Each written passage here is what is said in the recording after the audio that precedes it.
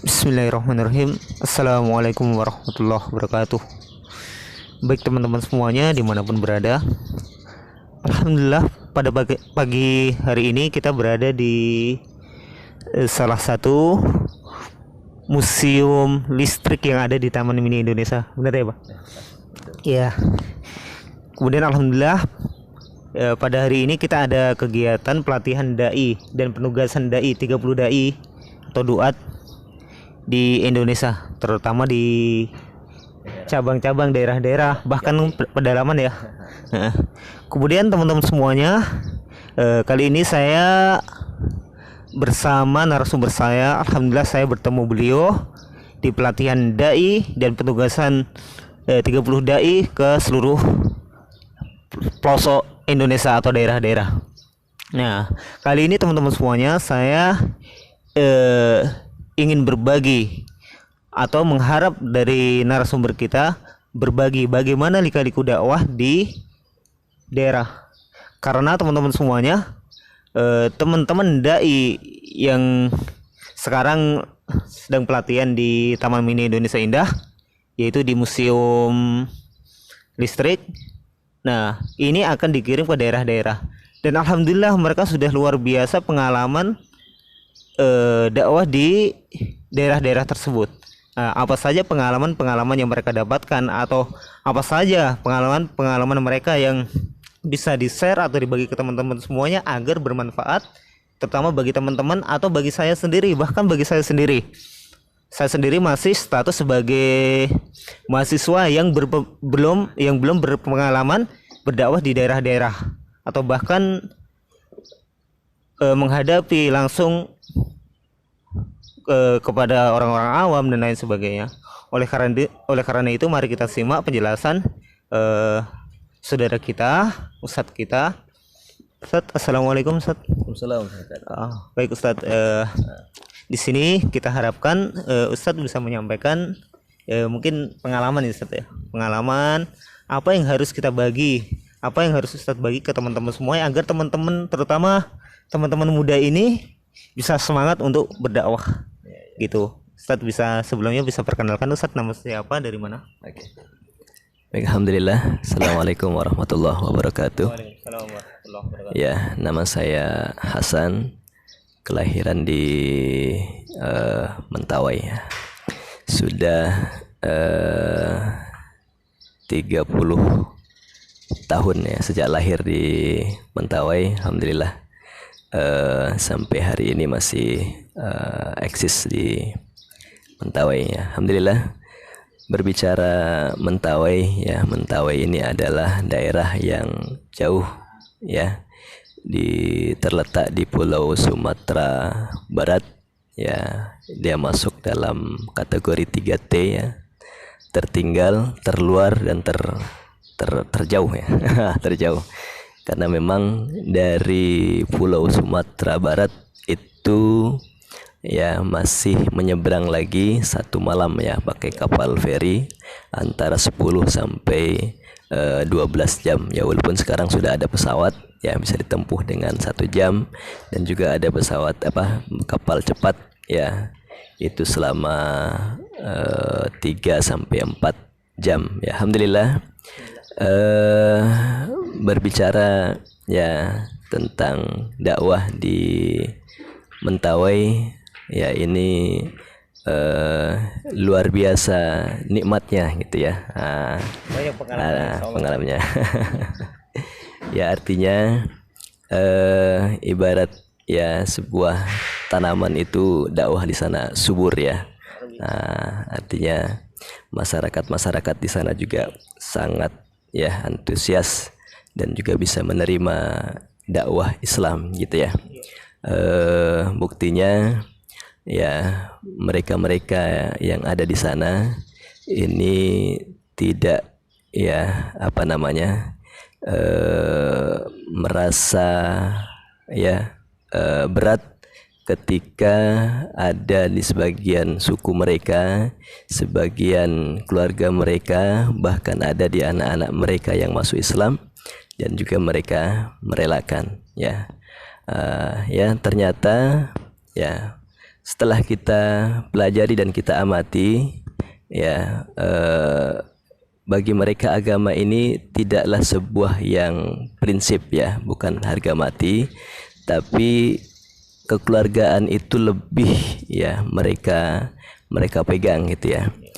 Sehingga walaupun di dalam keluarga itu ada yang Islam, ada yang Kristen, ya, mereka tidak jadi masalah. Itulah mungkin kalau bahasa kita yang sering diinikan NKRI, ya, gitu ya. Jadi walaupun berbeda-beda tetap satu jua, sehingga Islam di Mentawai alhamdulillah itu, ya, tidak pernah dikatakan ada konflik, ya, karena memang kekeluargaannya, ya, kemudian kesukuannya sangat kuat, ya. Ini mungkin yang apa namanya, ini ya keunikan yang kita dapati di Mentawai. Ini. Jadi ini yang pertama. Kemudian yang kedua, ya, banyak juga, ya, istilahnya generasi muda Mentawai, ya, anak-anak Mentawai yang kita, ya, ingin, ya, jadikan kader-kader militan, ya, perjuangan generasi, ya, Islam. Sehingga kita kirimlah keluar daerah, ya, di berbagai macam pondok dan seterusnya untuk menambah wawasan dan keilmuan diniyah mereka, ya, agar bisa menjadi dai yang tangguh di kampung-kampung mereka, gitu ya. Dan alhamdulillah, ya, tidak satu lembaga yang mengirim dan mengusahakan anak-anak mereka untuk keluar dari kampung-kampungnya ke daerah-daerah, ya, yang memang ya bisa menimba ilmu di sana, gitu ya. Contohnya mungkin ke Jakarta, ke mana ini, ya, ke Surabaya, ya, ke Padang, ya, ke pondok-pondok yang bisa menerima mereka, ya. Kemudian dikembalikan ke daerah, ya. Kemudian di kampung mereka ini, ya, tidak ringan tantangannya, gitu ya. Dengan lingkungan yang memang, ya, minoritas, gitu ya. Kemudian juga, ya, dikelilingi oleh, ya, apanya, kehidupan yang memang, ya, ala kampung lah, ya, ala apa istilahnya, ya, ya, kehidupan alamiah saja, gitu ya.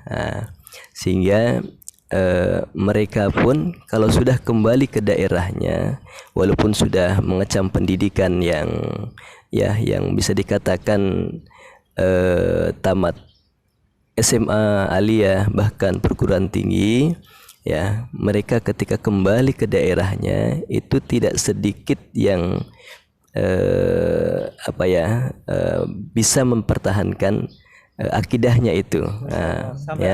Sampai ada yang seperti itu, ya. Bahkan itu tadi, ya, mereka, ya, kebanyakan memang kembali ke asalnya, gitu. Ini yang kita ini, ya, yang kita sayangkan. Sangat berat ininya, ya, karena memang lingkungan, ya, kalau saya melihat, kalau mungkin sehari, 2 hari, 3 hari, seminggu, 3 minggu, mereka masih bisa mempertahankan akidahnya, gitu ya. Berarti masih untuk kiat-kiat untuk membentengi akidah itu memang benar-benar harus dijaga. Harus dijaga di sana, itu untuk ini. Ya, ini apa namanya, ya, inilah yang berat di Mentawai ini, ya. Sehingga kalau mereka tinggal di sana itu dalam keadaan, ya mungkin waktu yang lama, nah, inilah sudah dipastikan mereka itu ya akan kembali ke agamanya. Itu. Sehingga alhamdulillah kita di Mentawai ingin membuat sebuah kampus yang bagaimana bisa mengayomi putra putri Mentawai, ya, dalam akidahnya, gitu ya. Artinya yang sudah masuk Islam itu mereka tidak kembali lagi dalam agamanya. Itu. Dengan cara apa? Itulah berkampus tadi, ya. Jadi mereka yang ingin masuk Islam, ya, silahkan datang ke pondok, gitu kan. Ya, kemudian belajarlah di pondok, ya, dari SD, SMP, SMA, bahkan nanti kalau memang dia punya ambisi untuk ya belajar lebih tinggi, ya sekolah lebih tinggi, kita kuliahkan, kemudian kembali lagi ke Mentawai. Tapi tidak langsung diterjunkan di daerah-daerahnya. Kembalilah ke pondok sebagaimana ya pondok ini sebagai rumahnya gitu ya. Berarti ini yang kita Ya ini. Jadi kita ingin bagaimana pondok di Mentawai ini bisa menjadi rumah besar mereka. Masya Allah. Gitu, rumah besar mereka. Jadi kemanapun mereka pergi, jadi rumah besarnya itu adalah pondok. Ini. Jadi tanah airnya itu pondok. Gitu. Sehingga dari tamat sekolah, tamat ya kuliah, ya mereka kita harapkan tidak pulang kampung, tapi ya ya sampai tingkat nanti mereka berkeluarga dan buat rumah, kita harapkan juga di dalam pondok. Jadi perjuangan untuk ini.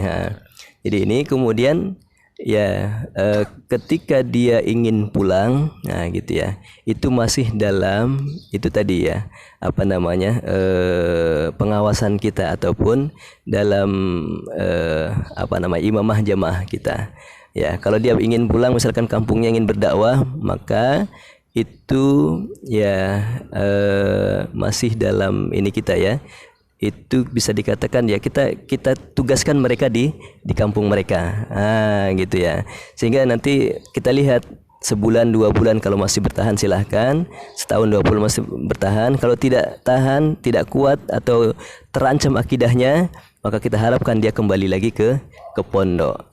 Gitu, jangan sampai mereka kembali lagi ke agamanya. Tapi tapi kalau untuk konflik di masyarakat gimana, Ustaz?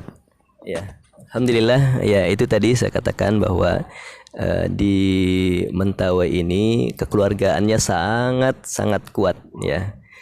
Sehingga ya konflik itu ya bisa dikatakan sangat ya tidak ada lah kalau antara aman kalau antara ini ya. Bahkan anaknya Islam, orang tuanya Kristen, itu tidak jadi masalah, biasa saja gitu. Kalau kita di Jawa itu udah harga mati. Kalau di Mentawai ini tidak jadi ini. Jadi agama itu tidak sebuah yang prinsip ya. Jadi itu. Jadi kekeluargaan itu yang mereka lebih ini kan. Prinsip di Mentawai tadi, Ustaz ya. Itu apa itu kira-kira? Kalau agama kan kita tahu itu bukan hal yang prinsip. Mungkin yang prinsip bagi mereka ketika mereka disinggung mungkin langsung marah dan lain sebagainya itu. Ya, kalau saya melihat ya dari segi kesukuan mereka kuat ya, sehingga itulah yang membuat ya menguatkan mereka gitu ya, sehingga ketika ya ada permasalahan di sebuah kampung tersebut ya, antara Islam dengan Kristen, dilihat sukumu apa. Misalkan sukunya Siribate misalkan gitu ya, atau apa, sama kita ternyata, kamu ternyata saudara saya, gitu itulah, sehingga kekeluargaan itulah yang mengikat mereka, sehingga konflik-konflik itu ya sangat minim sekali kan begitu. Luar biasa, Ustaz. Oke teman-teman semuanya, ini cerita beliau, pengalaman beliau di daerah Mentawai ya, Ustaz. Beliau sebagai dai yang bertugas di Mentawai. Luar biasa pengalaman yang beliau dapatkan. Ini tidak bisa kita dapatkan di kampus-kampus ya.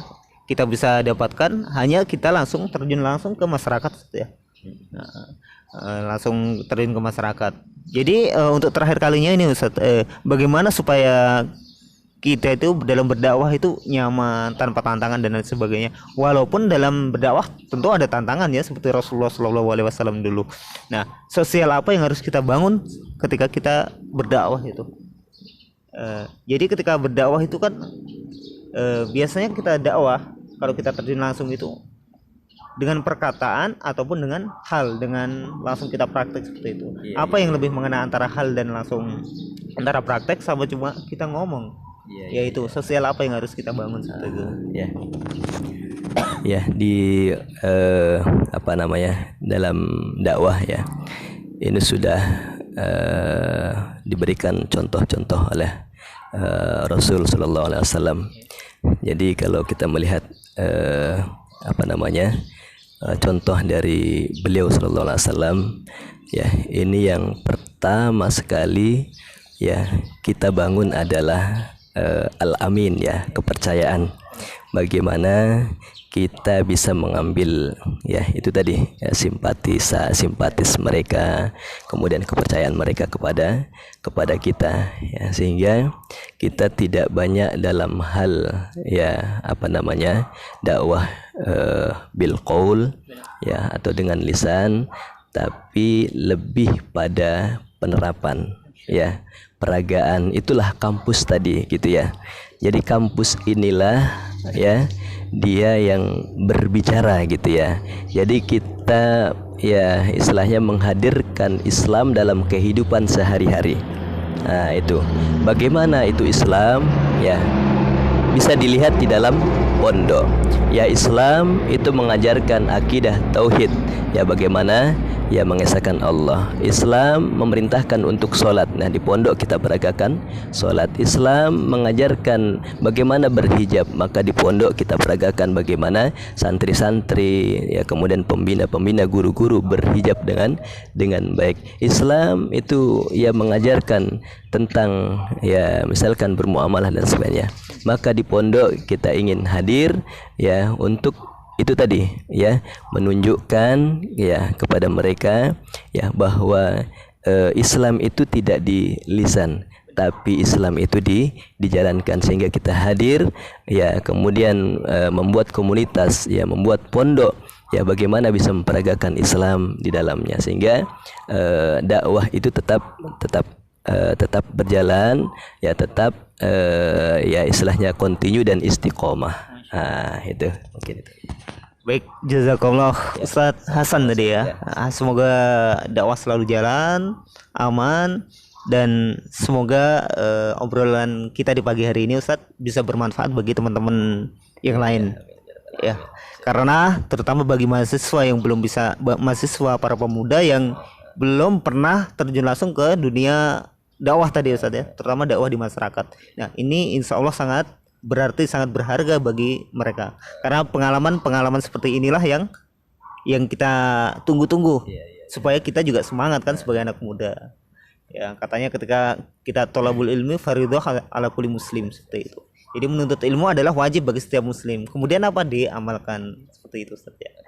Baik teman-teman semuanya, terima kasih semuanya. Semoga video ini bermanfaat bagi teman-teman semuanya ya. Kita berbagi pengalaman, berbagi motivasi agar kita pun semangat dimanapun berada, semangat berdakwah, semangat beribadah, dan semangat yang lain-lainnya. Wassalamualaikum warahmatullahi wabarakatuh.